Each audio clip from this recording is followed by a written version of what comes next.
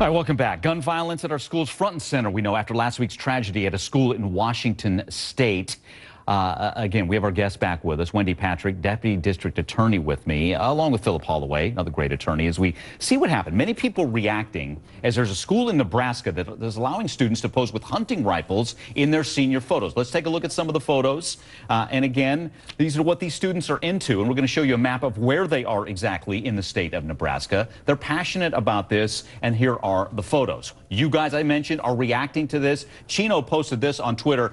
WTF, letting seniors pose with guns in the yearbook portraits, hashtag ignorant, stupid. Now, initially, the school board prevented the photos, and they cited national concerns over school violence, but decided it's okay. It's what these students do. It's what they're passionate about. Here's what the superintendent had to say. The board, I believe, felt they wanted to give students who are involved in those kinds of things the opportunity to take a senior picture with their hobby, with their sport, just like anybody else out there with a hobby or sport. And you can use the example of football, cheerleading, things like that. One last thing. We want to show you a map. Where is this? This is Broken Bow. It's in the middle of the state of Nebraska. You take a look at it.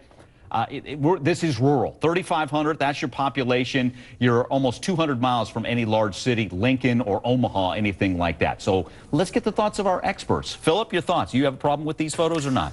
Mike, I've got no problem with them whatsoever. You know, this is as much a matter of the First Amendment, freedom of expression, as it is Second Amendment, which is, of course, the right to keep and bear arms. Having grown up in rural South Georgia, around guns, around hunting, around that type of culture, and my friends who were 13, 14, 15, 16 years old were all going out deer hunting and things like that. And by the time they were seniors, were very, very well acquainted with guns and marksmanship. So it's a matter of First Amendment freedom of expression, in my view. There you go. That's what they do there in Nebraska. Wendy, do you have a problem with it?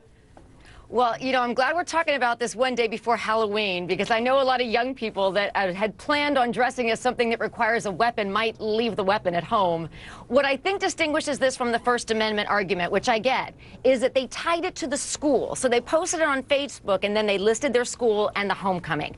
That was what the administration took issue with. So we go back to this zero-tolerance policy. You may remember the kid that was suspended for having a Pop-Tart shaped a Pop-Tart in the shape of a gun. Yeah. I mean, we are looking at examples that are, you know, to the sublime. They're extreme examples. But when you've got that, you can imagine that something like this is going to be taken very seriously, especially since those were scary-looking weapons. I'll put them in quotes.